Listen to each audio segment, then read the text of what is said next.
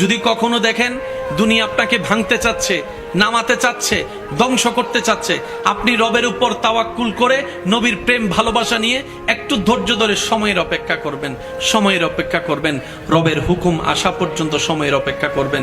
মনে রাখবেন, ভাঙ্গা জিনিসগুলাকে আল্লাহ এমন ভাবে সুন্দর করে নতুন করে সাজাবে, আপনাকে এমন সুন্দর জীবন দান করবে, যারা আপনাকে নামাতে চেয়েছিল তারা আপনি পর্যন্ত আর পৌঁছাতে পারবে না। সুবহানাল্লাহ।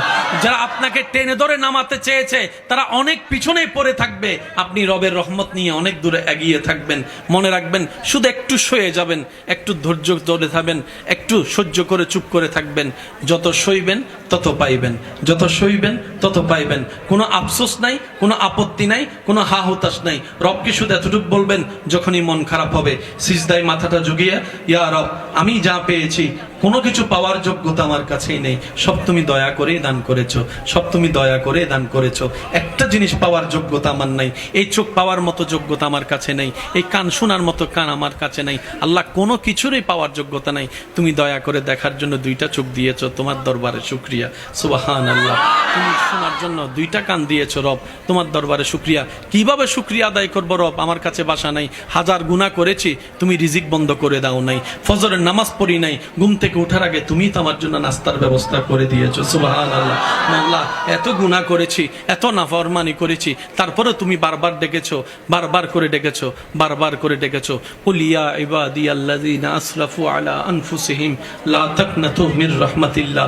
তুমি বলেছো মাওলা, তুমি বলেছো, বুঝতে পারিনি বুঝার মতো করে আল্লাহ তুমি এত দয়া করেছো। আল্লাহ, না বুঝে অনেক হা হুতাশ মন খারাপ করেছি, আজকে থেকে আর করব না। আজকে থেকে তুমি দিলো আলহামদুলিল্লাহ, না দিলে ডবল আলহামদুলিল্লাহ, না দিলে ডবল আলহামদুলিল্লাহ, না পাইলে ডবল আলহামদুলিল্লাহ। কারণ যেটা পাওয়া সেটা আমার চাওয়া ছিল, যেটা না পাওয়া সেটা তোমার চাওয়া ছিল, আর আমি বান্দা হয়ে তোমার চাওয়াতেই খুশি হয়ে আলহামদুলিল্লাহ বলতে লাগলাম। আপনি এই অভ্যাসটা একটু করার চেষ্টা করেন, কোনো হা হুতাশ নাই, কোনো আফসোস নাই।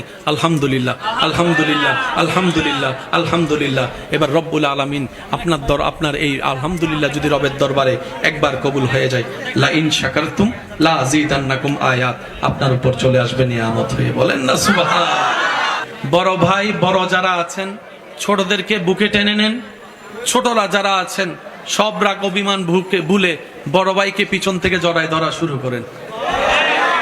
কারণ যেই কারণে, যে কথার কারণে, যে বিষয়ের কারণে আজকে নিজের মায়ের পেটের ভাই বোনদের মধ্যে দ্বিধাদ্বন্দ্ব, এর মধ্যে 80% শয়তানের হাত আছে না নাই? ছোট কথাকেও বড় হিসাবে আপনার সামনে তুলে ধরেছে। আবার কিছু কিছু মানুষ ওয়াসওয়াসিল খান্নাস, আপনার পরিচিত